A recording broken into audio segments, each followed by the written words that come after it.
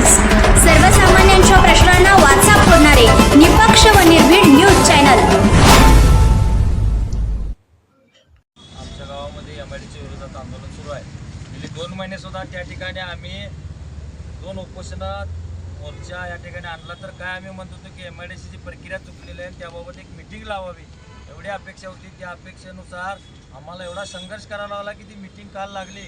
त्या मीटिंगला आमचे लोकप्रतिनिधी आहेत ज्यांनी हा संघर्ष उभा केला की ज्यांचा अट्टास आहे एमआयडीसी करायचा, ते त्या ठिकाणी उपस्थित राहत नाहीत।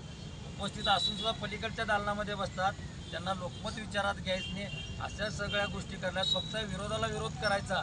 आम्ही काय सांगतोय की प्रक्रिया चुकलेली आहे, आमच्यावर हे लादलं जातंय, जन्मत तिथलं सांगतंय, पण आमदारांना फक्त काय करायचं आहे, त्यांच्या कामगार चार घ्यायचे, त्यांचे कार्यकर्ते चार घ्यायचे आणि त्या ठिकाणी विरोधाभास करायचा।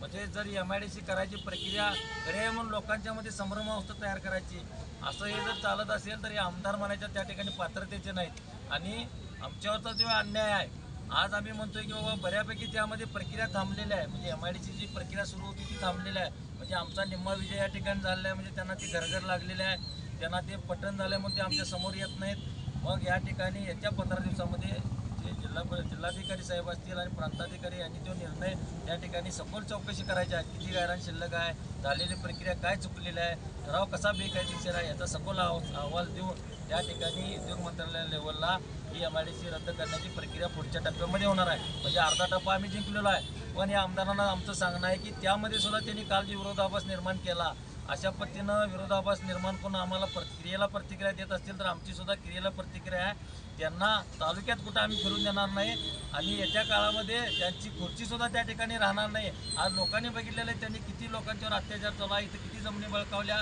किती एमआयडीसी केल्या, किती रिकामे आहेत। म्हणजे एकंदरीत फक्त या ठिकाणी हुकुमशाही आणि साम्राज्यवाद लढायचं जे कारस्थान चालू आहे हे हाणून पाडणार। आणि आता जे पुढचा आमचा लढा आहे, आज आम्ही या ठिकाणी आंदोलन स्थगित करत आहोत म्हणून काय हा लढा संपलेला नाही आणि जो पण एमआयडीसी रद्द होत नाही तो पण आमचा लढा राहील। येत्या काळामध्ये 15 दिवसामध्ये हे बघणार, त्या ठिकाणी प्रशासनाचा जे अहवाल आहे तो जाणार, त्या ठिकाणी प्रशासनानं काय चुकीचं केले काय हे सगळं बघणार आणि येत्या 15 दिवसानंतर जर एमआयडीसी रद्द झाली नाही तर ही पंचकृषी घेऊन हा तालुका घेऊन यड्रावकरांच्या या साम्राज्यवादाविरोधात आम्ही जन आंदोलन व्यापकरित्या पेटवणार।